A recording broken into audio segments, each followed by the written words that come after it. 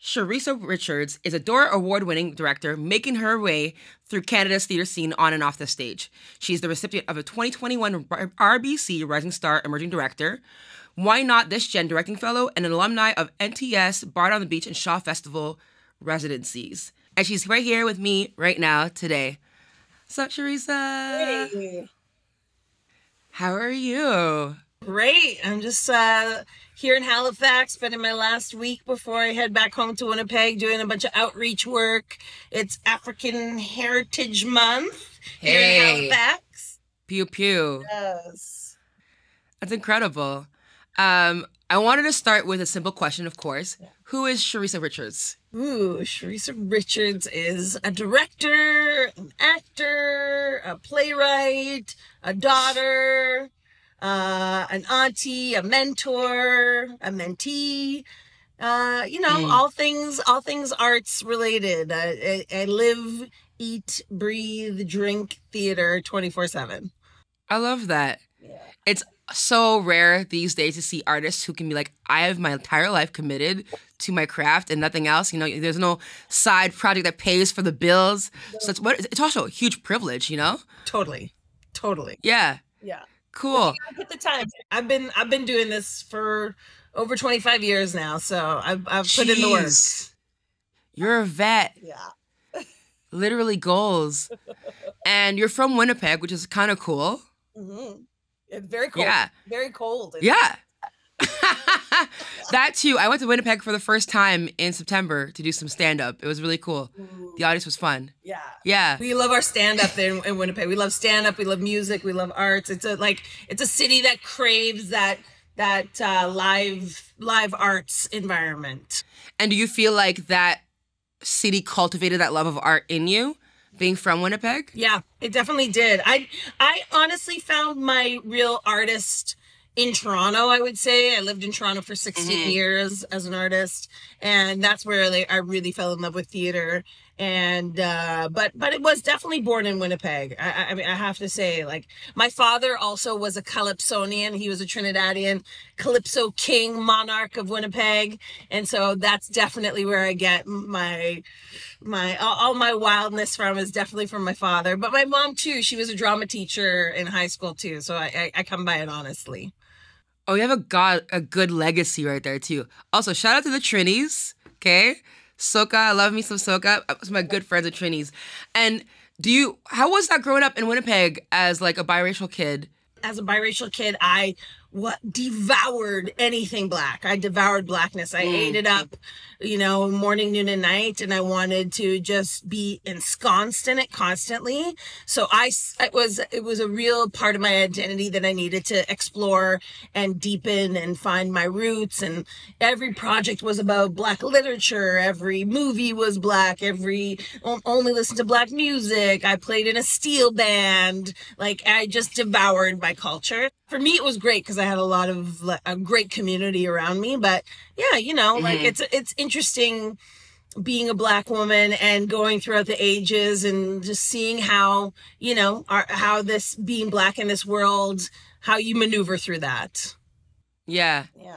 And I feel like it's cool to hear you talk about, being immersed in your culture and how your father was a grandfather of like soca music in Winnipeg, because often we hear this mythology of like, oh, black people don't exist there. You know what I'm saying? Like, I was raised out here, but I was born in Edmonton. And when people hear that, like, what were your Haitian parents doing in Edmonton? I'm like, I don't know, man. School, jobs, like every immigrant there is. But also, I remember I was talking to Cheryl Fago about this. Like, we always been here, right? Whether it's in Halifax or in Winnipeg or in Quebec here or even in Alberta, in BC, there's always been black people, the old black maple, so to speak. We've been around. And so I think it's so cool to have folks like you share that. Like, yeah, man, I have a heritage in the city as a black person, and it's okay. Yeah, I mean, you find your community, I think, no matter where you are. But it's fascinating being here in Halifax because, you know, this is one of the oldest Black communities in the country, and it's rich and deep here. Like, there are first Black families here in a way that I've never experienced anywhere in the country. Sure, like Toronto has a lot of Black people, but Halifax has this deep rooted history of ancestors who have been here for hundreds of years, and it hits different out here.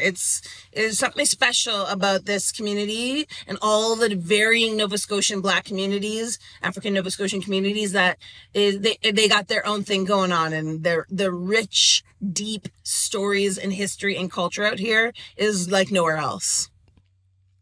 That's dope. I definitely had to spend more time out there.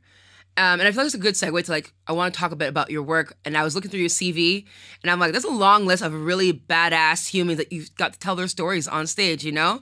I'm like, icons of Black history, women fighting for their place in the world, flipping classics to push us to see past expectations, you know what I'm saying? Yes. And so what drew you to those stories? Like, what makes you say yes as a director, as a creative, to, like, I want to tell that story with the world? Well, you know, starting out, you know, I've been an actor most of my life, and then I've really only been directing for the last 10 years. So in the beginning, you just say yes to anybody who wants to give you anything, and then you make your mark on it.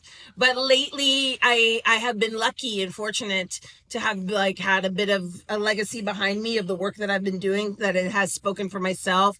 I think, you know, having done Red Velvet at Crow's Theatre in Toronto and winning, you know, the Dora for Outstanding Production and Outstanding Director, that really changed how people saw me as a director and a theater maker. And that story was amazing. First of all, I always love any Black story. Anytime I can tell a Black story, it's automatic yes.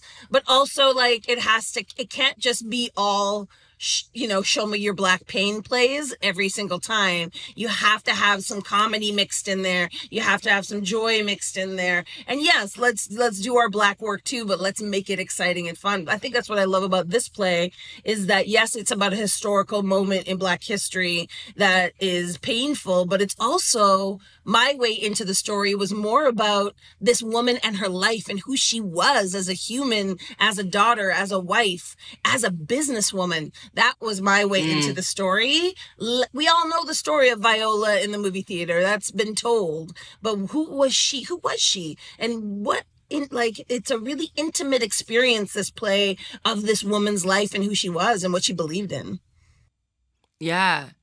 And, like, you're the first Black woman to direct this play, too. That's right. Which I'm sure adds all these extra layers to it, because, like you said, like, often Black women we're heroes for folks, but people forget we're also humans. Yes. Like, we have dreams and visions and pain and things outside of the cause.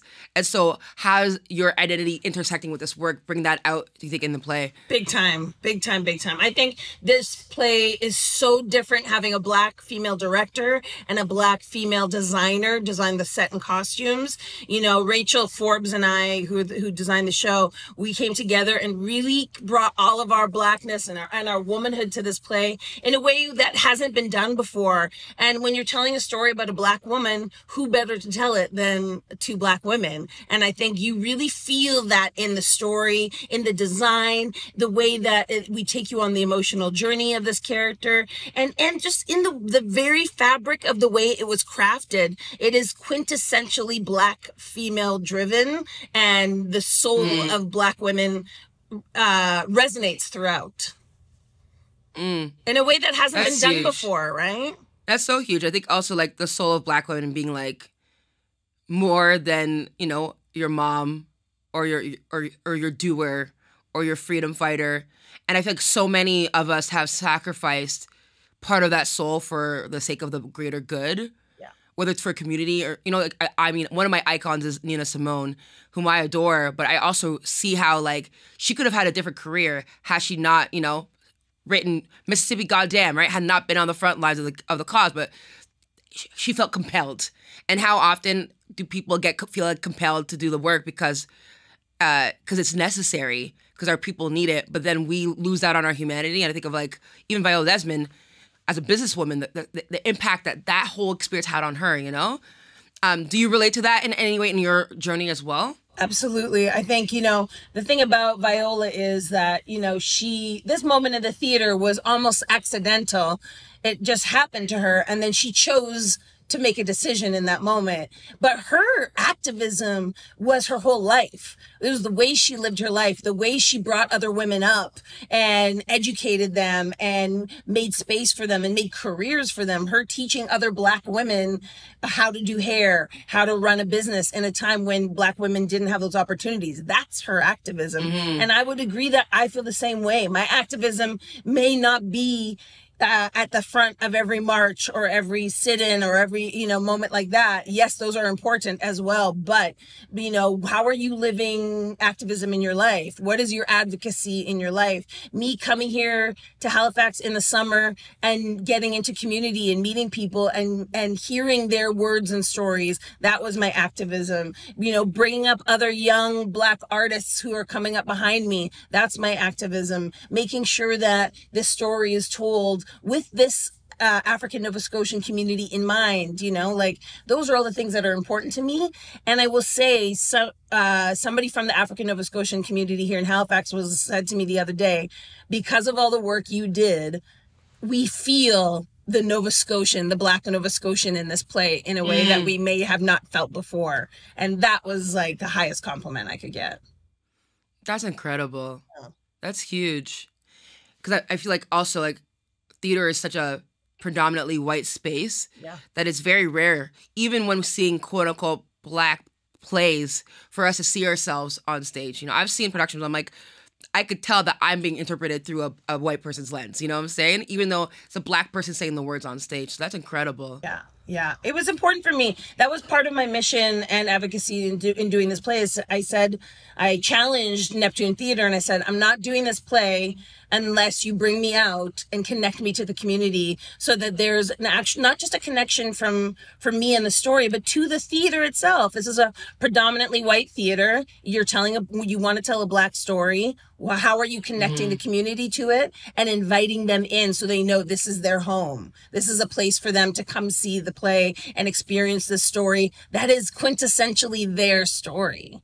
I'm an outsider. I'm from away. So for me to come and tell this story, I had to do my due diligence and Neptune did right by me and by their community and brought me out and gave me the tools to be able to go in and do that. And I think that's why the story is as strong as it is because of that work. That's incredible. So I read that you were a playwright as well. Yeah. And that you wrote a play called Torn Through Time. Yes. About a young student named Jess who learns about some cool historical figures in female Canadian history. Yeah. And she meets them like in their 10-year-old self. Yeah. If you were to introduce Jess to your 10-year-old self, what would you tell her? Oh my gosh. I would tell her to keep finding joy. I think that's the beautiful thing about 10-year-olds and like youngsters is that this ability to hold on to the joy that is so, they live joy, they breathe joy, and to keep holding on to those because we forget that in stressful moments as adults. And I remember my 10-year-old self and she was pure joy. She lived in pure joy, a little shy and a little tentative, but pure joy and imagination. That the way 8-year-olds, 10-year-olds live in that imaginative world. I mean, that is how we thrive as artists. So I would just say never lose that. That's cute. I love that. Man. You said you were directing only for 10 years. So it's like a little less than half your career. Yeah. What led you to that? Like, why direction? It was by chance. I was touring a kids show called The Power of Harriet T. It was a Harriet Tubman story, and we were touring it around Montreal. And Pablo Felices Luna, who's the artistic director at Manitoba Theatre for Young People, approached me one day and called me and said, hey, we're going to bring this to Manitoba, and the playwright Michael Miller wants you to direct it. And I was like, no. I'm not a director. I'm an actor. Thanks. Bye. And I hung up. And I thought about it. And I was like, should I direct this? I've never had the desire to be a director. I've always loved acting. And, you know, in consultation with friends and mentors, they were like, you should give it a try. Also, it was a play that I had toured around Manitoba and Ontario for many years. I was involved in the play off and on for a good like 5 to 10 years. So I knew this play really well, and was involved in the remaking of it when they made the playwright wrote a new version, and I was involved in that creation process. So I knew it like the back of my hand. So it was a no-brainer to be able to attempt to direct this. And Pablo was an incredible directing mentor to me. And I had all the tools at hand to be successful, and I fell in love. I fell in love with being there for my actors, creating with designers, and just being of service to the story and to my actors. And honestly, I never looked back. I just fell in love with it so much that I was like, more, give me more, give me more, give me more. And I think that's the thing. I love the act of creation more than being an actor and doing it over and over and over again. It's that creative space in the rehearsal hall, collaborating with your artists, that thrills me to no end. You can just feel the passion from it come right through the screen. It's incredible. And I think that, like, even just the little I know of you and then even seeing your work, it's so important to have someone like you in the director's chair, like in this space, like being a Black woman, being like in this Canadian theater space, and having someone who wants to tell these stories authentically and who will challenge theater companies to like actually be honest and also hold them accountable to what their duty is to their communities. You know, it's not enough to black up the stage or brown up the stage, that we actually have to do the extra work to dig in, to be accountable, to be in community, to do with and not for. And so I think like we are so blessed to have you do the work that you do in there. Thank you.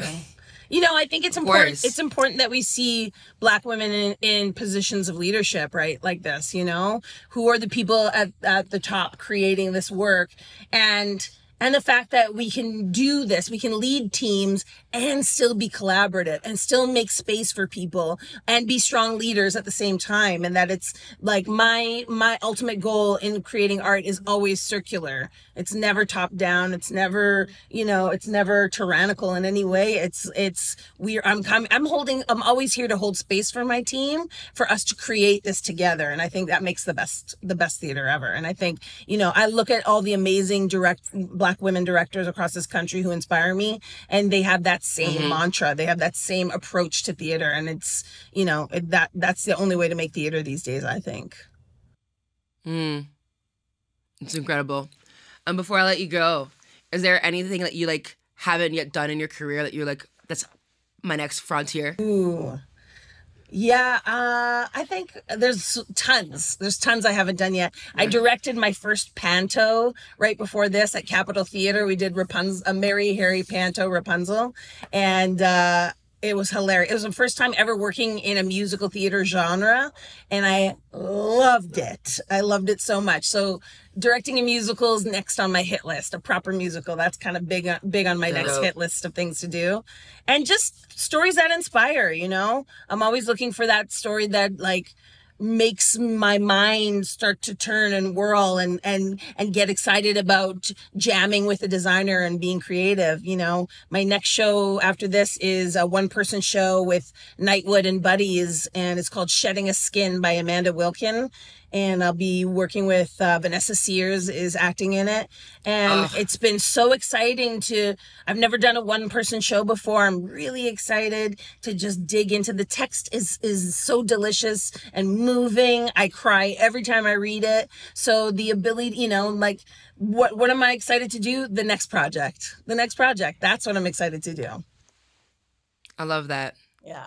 Man. I can't wait to see that. I also can't wait to see Control Damage. I'm stoked. Yeah. We're going to have a blackout night here for it, too, and everyone's getting really, really excited about it. I can't wait. This is a show that is going to thrive with Blackout Night, and I think I can't wait for the actors to experience, you know, that experience. I've never experienced it before. I'm excited for my actors to experience it and this story and see how that audience interaction changes with that audience present. It's going to be wild.